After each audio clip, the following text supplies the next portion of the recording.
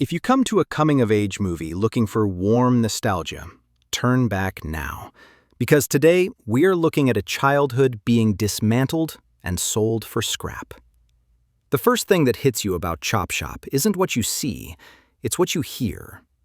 The grinding of machinery, the relentless wind, the thumping pulse of car stereos. This isn't a traditional soundtrack designed to tell you how to feel. It's the raw, deafening noise of the streets.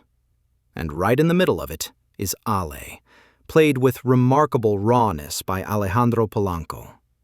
He looks about 12 years old, but he already carries himself with the streetwise hustle of someone much older.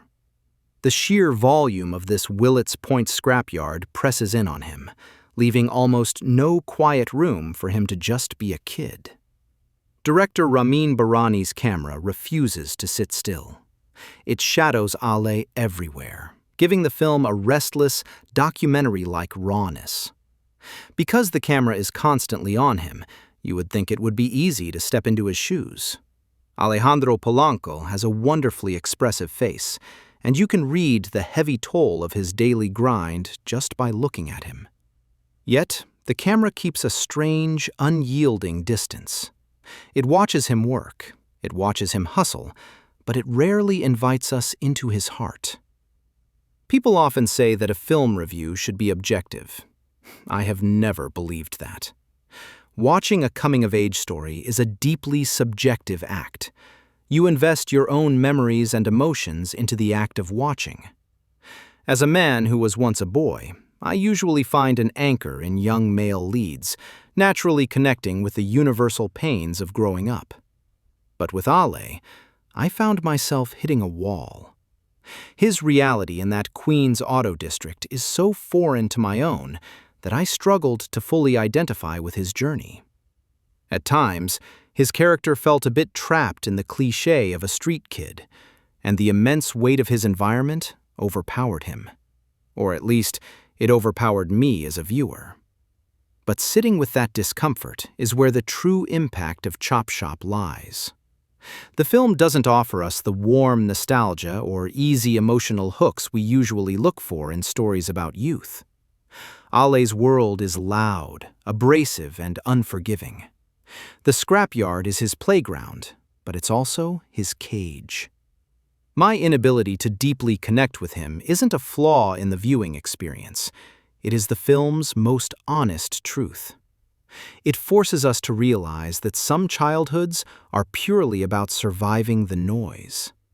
It leaves outsiders like us with nothing to do but watch from the edge of the lot, acknowledging the vast, unbridgeable distance between our world and his. I know critics like Roger Ebert have compared Chop Shop to masterpieces like Quixote or City of God, but honestly, I don't feel it sits on that exact same level. And that's not necessarily a knock against it, it's just a completely different beast. Films like City of God grab you by the collar and force you to care, pulling you into a kinetic, heartbreaking tragedy that demands your emotional investment. Chop Shop actively refuses to do that. It trades the operatic drama of the streets for the grinding, detached monotony of an American scrapyard. It doesn't have that same narrative fire or momentum, which is exactly why it might feel like a tougher, less rewarding watch. It isn't trying to be a thriller or a tearjerker. It's just a record of relentless, unglamorous work, holding you at arm's length while it happens. In the end, Chop Shop is not a film that will hold your hand or offer a comforting moral. It doesn't wrap up Ale's struggle with a neat, satisfying bow. Instead, it leaves you standing in the dust of Willets Point, listening to the fading roar of the engines. If you are willing to embrace the friction, to witness an authentic, uncompromising portrait of a childhood forged in iron and exhaust, then this is a vital watch.